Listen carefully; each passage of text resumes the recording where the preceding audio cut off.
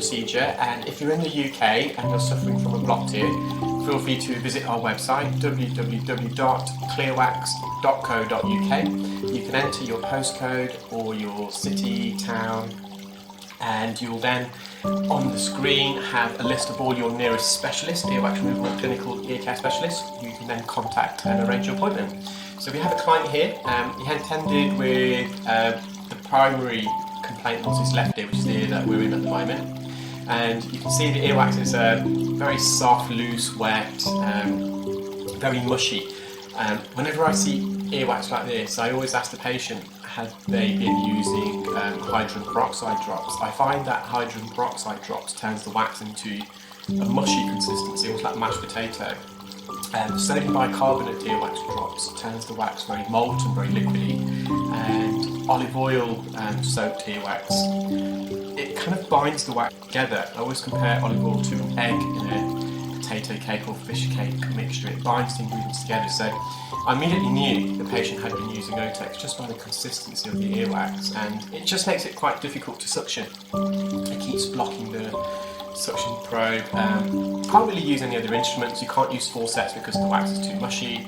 An ear hook will just slice through this wax because it is a bit too loose and wet. And similarly with the Jobson horn, there is wax on the eardrum as well, so a Jobson horn, you can't remove wax off the eardrum with a Jobson horn, because the idea of a Jobson horn or an ear hook is to get in behind the wax, and to remove this off the eardrum would have to scrape it off the eardrum, which would be very uncomfortable. So we just have to persevere with suction here. And whenever I perform a procedure, it was a question I got asked, and it was a good question.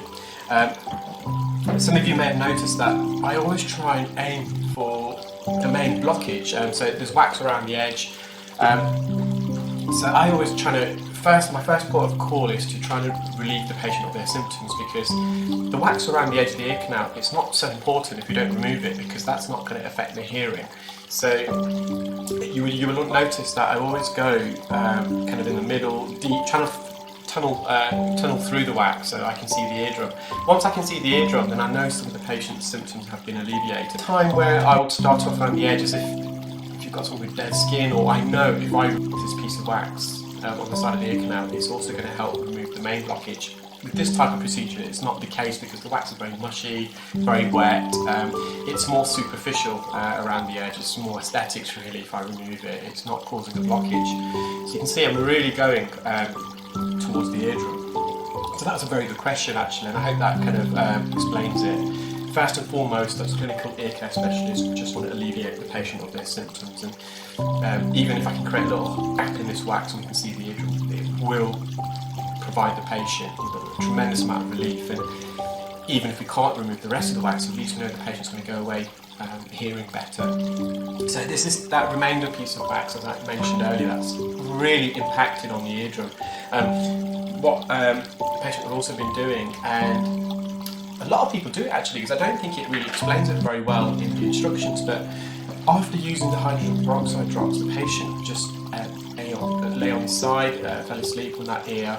So this drops was kind of turning the wax very mushy, and it was also causing the wax to drizzle further down the ear canal to settle on the eardrum. So whenever I advise patients to use eardrops, I advise the patient to let it soak for 5 or 10 minutes, so the ear that you put in the drops in, have that facing the ceiling, and really be generous, put the drops in, really fill up your ear and let it soak for about 5 or 10 minutes, and then after that, very, very importantly, tilt your head the opposite way, so the ear that had the drops in is now facing the floor, and just put a tissue underneath your ear to kind of drain and collect all those drops.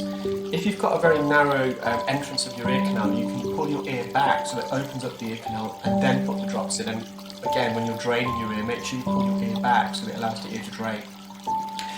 Don't perform that procedure in the opposite ear, so the contralaterally in the opposite ear, the same night, because when it comes to draining the second ear, some of the oil might seep back into the first ear.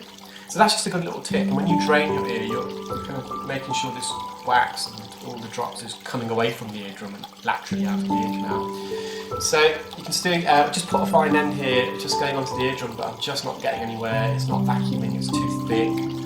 As I alluded to earlier, there's no other instrument. Can't use forceps, can't use ear hooks, can't use Jobson horns. So in a moment I'm going to put some more drops in. And I had an email from a specialist in America, kind of asking me how often do I use eardrops, and I said I use it quite regularly. And if you watch my videos, you'll probably see I've not counted it, but I would guesstimate about 50% of my procedures. I would do it layer by layer. So that outer layer drops help soften that outer layer. So I'm using olive oil, so it binds the wax, and you'll see the effect of the olive oil in the moment. It will really bind this wax together. And after I was able to clear that more lateral wax near the entrance, I just put another layer of drops into soap and penetrate against this. And you can see how it's binding it together. That's coming out in chunks now. With this patient as well, he had a very narrow ear canal entrance, as I should have mentioned at the beginning. So we're having to open up his ear canal a bit. You can see it's a bit blurry there, so I'm just coming out. We need to be sure we can see exactly what we're doing. So if it is a bit too blurry, you always need to come out and just give the tip of the endoscope a bit of a wipe. And right on the eardrum here, so you can see the inferior, so the bottom part of the eardrum, and the majority of the posterior is the back part. So we call that medically the posterior inferior quadrant. Just releasing the more anterior wax. Anterior is the wax to the front of the eardrum, so in this case to the left. And it's stuck in that anterior recess. So the anterior recess is a little hidden ridge and cave to the front part of the ear canal near the eardrum, and you quite often get wax trapped in there. I'm just going to delicately lift this away.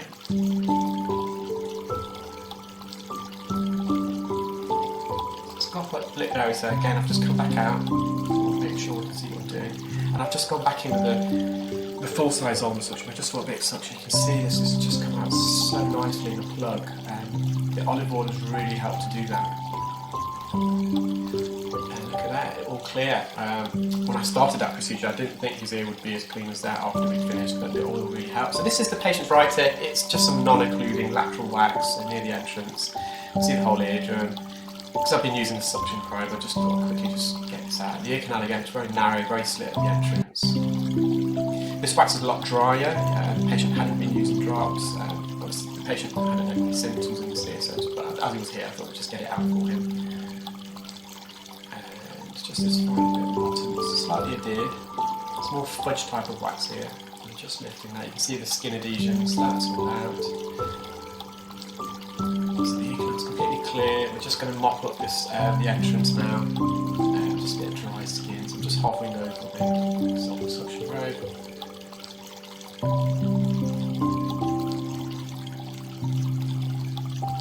Brilliant. So I hope you enjoyed that video.